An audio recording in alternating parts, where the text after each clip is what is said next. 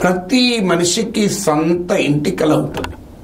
So ప్రతి వ్యక్తి తనకు సొంత ఇల్లు కొనుక్కోవాలని, అది చిన్నదైనా పెద్దదైనా ఆశ అతి సాధారణ వ్యక్తి నుంచి అత్యంత సంపన్నుల వరకు కూడా ఉంటుంది.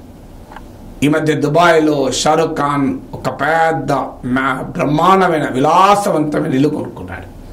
లాస్ ఏంజల్స్లో నేను లాస్ట్ ఆగస్టులో వెళ్ళినప్పుడు అక్కడ హాలీవుడ్ నటీనటులు నివసించేటువంటి ప్రాంతం ఉంటుంది. సో ఒక టూరిస్ట్ బస్లో వెళ్తుంటే ఆ గైడ్ చెప్తున్నాడు, this is the house of great Indian actor Shahrukh Khan అని. సో ఒక షారుఖ్ ఖాన్కు మాత్రమే ఆ హాలీవుడ్ యాక్టర్లు, యాక్ట్రెస్లు, హాలీవుడ్ డైరెక్టర్స్ ఉన్నటువంటి టాప్ హాలీవుడ్ స్టార్స్ ఉన్నటువంటి ప్రాంతంలో కూడా ఇల్లుందట. సో అంత విలాసవంతమైన ఇల్లు కొనుక్కోగలిగాడు. అఫ్ కోర్స్ ఈ షారుఖ్ ఖాన్, ఆయనకు ఆ లెవెల్లో ఇన్కమ్ ఉంది. అయితే షారుఖ్ ఖాన్ ఇల్లు కొనాలనుకున్న వాళ్ళకు ఒక ఆసక్తికరమైన సలహా ఇచ్చాడు. రాజ్ కుమార్ రావుకు ఇచ్చినటువంటి రాజ్ కుమార్ రావు ఒక యూట్యూబర్కి ఇచ్చిన ఇంటర్వ్యూలో తనకు షారుఖ్ ఖాన్ చెప్పిన విషయాలు చెప్పాడు. షారుఖ్ ఖాన్ తనతో చెప్పిన విషయం, తనకిచ్చిన సలహా రాజ్ కుమార్ రావు వివరించారు. ఏమిటా సలహా అంటే, షారుఖ్ ఖాన్ చెప్పాడట, నువ్వు ఎప్పుడైనా ఇల్లు కొనాలనుకున్నప్పుడు కాస్తంత నీ కెపాసిటీని మించే కొనుక్కో. కెపాసిటీ మించి కొనుక్కున్నప్పుడు భగవంతుడు కూడా నీపై కరుణించి నీ కాస్తంత ఇంకా బెటర్ ఇన్కమ్ వచ్చేలా చూస్తాడు. నీవు కూడా ఇంకా మరింతగా కష్టపడి ఆ మంచి ఇల్లు, ఇంకా నీ సామర్థ్యాన్ని మించి కొనుక్కున్న ఇల్లు అప్పు తీసుకోవడానికి కష్టపడతావు అని షారుఖ్ ఖాన్ సలహా ఇచ్చారట.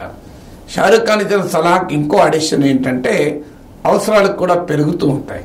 ఇప్పుడు మనము ఒక బిడ్డ ఉండగా సింగిల్ బెడ్రూమ్ కొనుక్కుంటాం, వెంటనే కొత్తగా మ్యారేజ్ అయింది సింగిల్ బెడ్రూమ్ కొనుక్కుంటాం.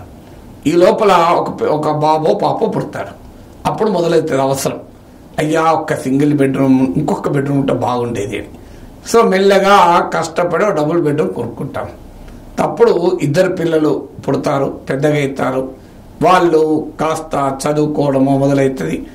అమ్మ నాన్న అత్త మామలు వస్తుంటారు. ఎంతైనా మళ్ళీ పిల్లల హాల్లో పండుకోవాల్సి వస్తుంది, మళ్ళీ పిల్లలు కలిసే ఉండాల్సి వస్తుంది. కాస్త ప్రైవసీ ఉంటే బాగుండు, 3 బెడ్రూమ్ ఉంటే బాగుండు. ఇలా మన అవసరాలు పెరుగుతూనే ఉంటాయి, కోరికలు నిరంతరం పెరుగుతాయి, అవసరాలు నిరంతరం పెరుగుతాయి. అప్పుడు ఏమనుకుంటాం, అనవసరంగా ఈ సింగిల్ బెడ్రూమ్ డబుల్ బెడ్రూమ్ కొంటానేమే, అప్పుడు ఇంకొక బెడ్రూమ్ ఎక్స్ట్రా కొనుక్కుంటా మంచిగుండు అని అనిపిస్తూ ఉంటుంది. కానీ మనం ఎవరము కూడా షారుఖ్ ఖాన్ చెప్పినట్లుగా కెపాసిటీని మించి కొనాలి అని చాలామంది అనుకో. కెపాసిటీ తగ్గట్టుగానే కొనుక్కోవాలి అని అనుకుంటాం. ఎందుకు రిస్క్, మళ్ళీ ఈఎంఐ పెరిగిపోతుంది, లోన్ భారం పెరిగిపోతుంది అని. సో అలా అందరి లైఫ్ ఇలాగే మొదలవుతుంది. నా లైఫ్ కూడా నేను యూనివర్సిటీలో అసిస్టెంట్ ప్రొఫెసర్గా మొదలైనప్పుడు ఒక సింగిల్ బెడ్రూమ్, ఒక బెడ్రూమ్ సింగిల్ బెడ్రూమ్ కాదు, ఒక చిన్న రూమ్ అండ్ కిచెన్తో మొదలైంది. తర్వాత కాస్త ఒక బెడ్రూమ్, కాస్త 2 బెడ్రూమ్, ఇలా పెరిగాం. కొద్దిగా బెటర్గా ఇన్కమ్స్ వచ్చి పిల్లలు సెటిల్ అయ్యాక కాస్త ఇంకా మోర్ కంఫర్టబుల్ అపార్ట్మెంట్ కొనుక్కోగలిగాను. సో షారుఖ్ ఖాన్ ఏం చెప్తున్నాడంటే, నీ కెపాసిటీ మించి కాస్త స్ట్రెచ్ చేసి కొనుక్కోండి అని. అంటే నువ్వు సింగిల్ బెడ్రూమ్ కొనగలిగితే డబుల్ బెడ్రూమ్ కొనుక్కో, డబుల్ బెడ్రూమ్ కొనగలిగితే ట్రిపుల్ బెడ్రూమ్ కొనుక్కో. ఆయన సలహా స్ట్రెచ్ అంటే డబుల్ బెడ్రూమ్ కొనేటప్పుడు విలా కొనుక్కోమని కాదు. సో కాస్తంత స్ట్రెచ్ చేసుకో, కొనుక్కో అని చెప్తున్నాడు. దీని వెనకాల కొంత ఎకనామిక్ లాజిక్ కూడా ఉంది.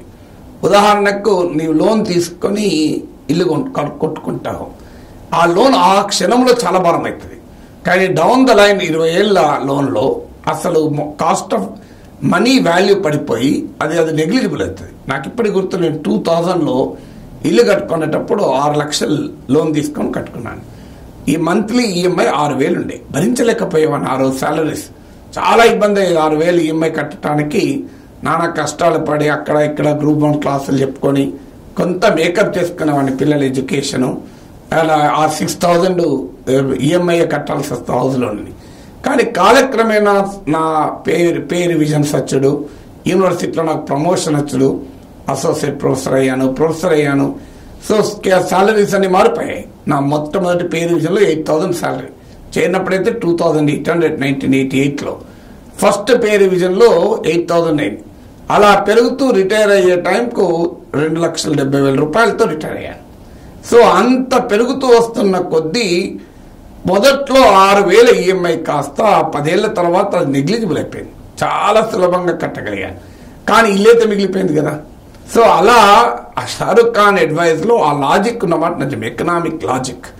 అంటే కాస్తంత స్ట్రెచ్ అయ్యి నీవు లోన్ తీసుకొనైనా కట్టుకున్నా ఆ లోన్ ఈ క్షణం భారంగా ఉండొచ్చు ఈఎంఐ, కానీ ఆఫ్టర్ 5 years, ఆఫ్టర్ 10 years ఆ ఈఎంఐ అనేది నీకు భారం కాదు.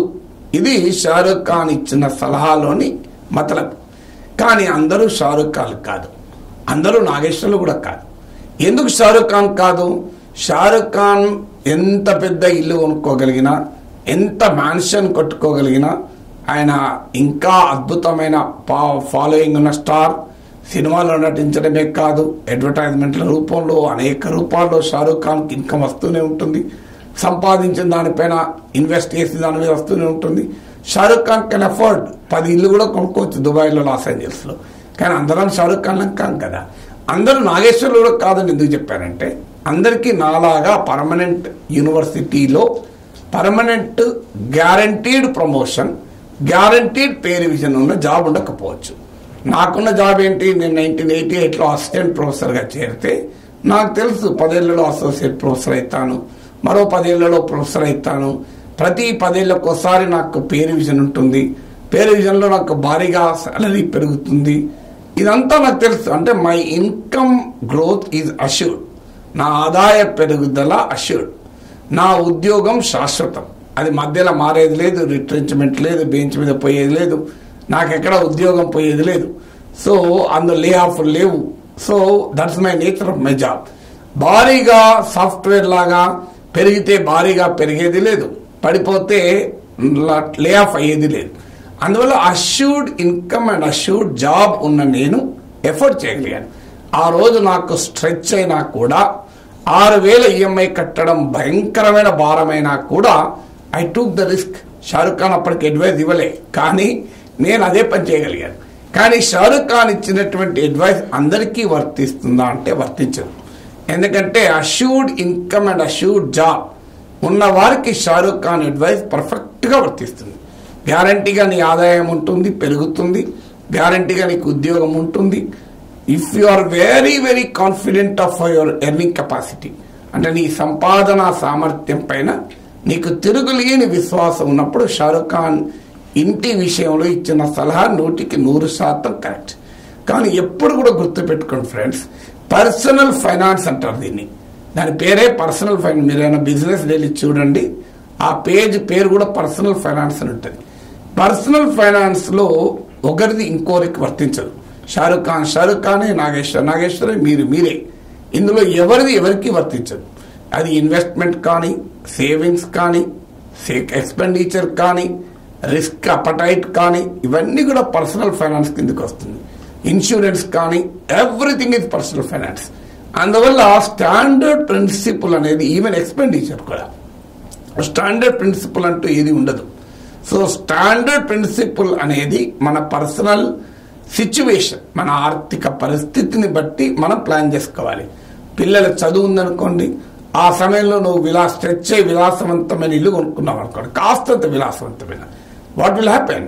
నీ పిల్లల ఎడ్యుకేషన్ వచ్చేటప్పుడు ఎఫెక్ట్ అవుతావు. సో పిల్లల ఎడ్యుకేషన్, ఇప్పుడు నేను కనీసం నా పిల్లల చదువు పూర్తయ్యేంత దాకా 3 bedroom అపార్ట్మెంట్ కూడా కొనుక్కోలే.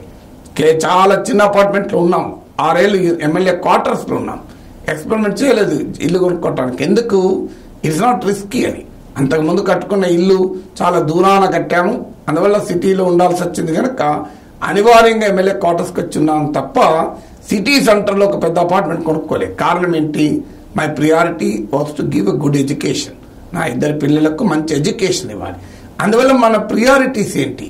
పిల్లల ఎడ్యుకేషన్ ఉండగా మీరు స్ట్రెచ్ అయ్యి ఇల్లు కొన్నారనుకోండి, మళ్ళీ పిల్లల ఎడ్యుకేషన్ స్ట్రెచ్ కాలేరు.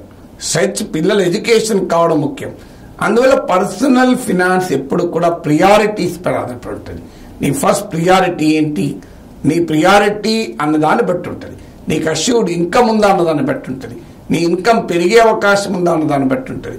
నీ జాబ్ ఉన్నటువంటి గ్యారంటీని బట్టి ఉంటుంది. సో ఇలా ఇంకా అదర్ ఎక్స్పెండిచర్ కమిట్మెంట్స్ ఏమున్నాయన్న దాన్ని బట్టి ఉంటుంది. పిల్లల మ్యారేజ్ ఉందా? సో అందువల్ల షారుఖ్ ఖాన్ ఇచ్చిన ఐడియా ఇన్ ప్రిన్సిపల్ కరెక్ట్, కానీ అది అందరికీ వర్తిస్తుందా అంటే అది కస్టమైజ్ చేసుకోవాలి.